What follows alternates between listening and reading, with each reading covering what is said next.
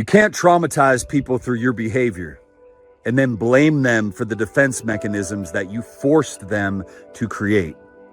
See, the problem is when we engage in maladaptive behaviors, when we engage in behaviors that are toxic, that are dysfunctional, that are unhealthy, we force people around us to develop their own defense mechanisms as a way to protect themselves.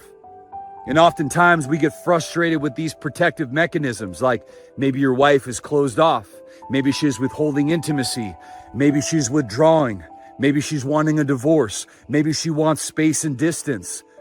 Maybe your wife is in a position where she isn't being open or vulnerable, or she's defensive, or she invalidates you, or she projects on you, or she brings up the past constantly, or she blames you for everything wrong. You can't get upset about the culture that you created inside your marriage. And I know because I'm speaking from experience, because I created a lot of toxic cultures in my life. And all the other brothers that I work with inside the academy over the last 10 years, I can tell you right now, as brothers awaken to this reality, they realize that most of it was subconscious. Most of it was cyclical. They engaged in it and it operated in their life without their permission. They were conditioned by it. They were operating on autopilot. It's not that they weren't empathetic. It's not that they didn't have a big heart. It's not that they wouldn't take the shirt off their back for somebody else. It's that they weren't connected to their heart. They weren't connected to other people.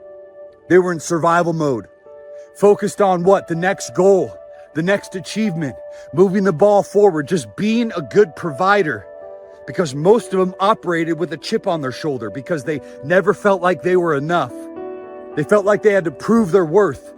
And then achieving the accolades, the success, the material gains, what did it do? It was like a bucket with holes. It never lasted. It never did anything for them. And what they found out was they left so much on the table in terms of relationships, the depth of intimacy, emotional availability, romance, passion, the spark, to really hit the ignition switch, what they really wanted in their life, a life of depth and meaning, they lacked. Their life felt empty and hollow. Why? Because everything they chased after never truly fulfilled them, never truly gave them a sense of contentment and peace and joy and love. It was like a bucket with holes. They tried to pour everything in from the world and it just leaked right out. What does it pay a man? What does it pay a man to win the world and lose his soul in the process? See, the reality, my brother, is you've operated with a chip on your shoulder, feeling the need to overcompensate to try and prove something, to the external world, proving something to ghosts, chasing this proverbial carrot on the end of the stick, only to come to find out there is no carrot at all. It's just a mechanism of overcompensation, utilizing your career to prove your worth. That's why you can't delegate anything in your career, because your identity is your career. That's why your relationships have suffered, because you've neglected people in your life. Not because you're a bad guy, because you were consumed with proving yourself.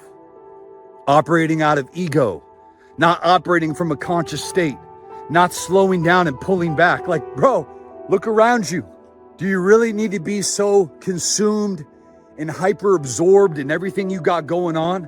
Or is there room for people in your life? Is there room for relationships inside your life? Is there room for something greater inside your life? Are you capable of something more inside your marriage? Are you capable of creating something better inside your marriage? That is the reality. That is the challenge that I am welcoming and inviting you to right now, is to ask yourself that question. Am I capable of more? Am I leaving more on the table? Because if you're a guy like me, and I know you, bro, you don't like leaving things on the table. You don't like knowing there's more on the table. And listen, regret can leave scars that never heal, especially when you know that you could have done something, but you chose not to. Don't make that choice.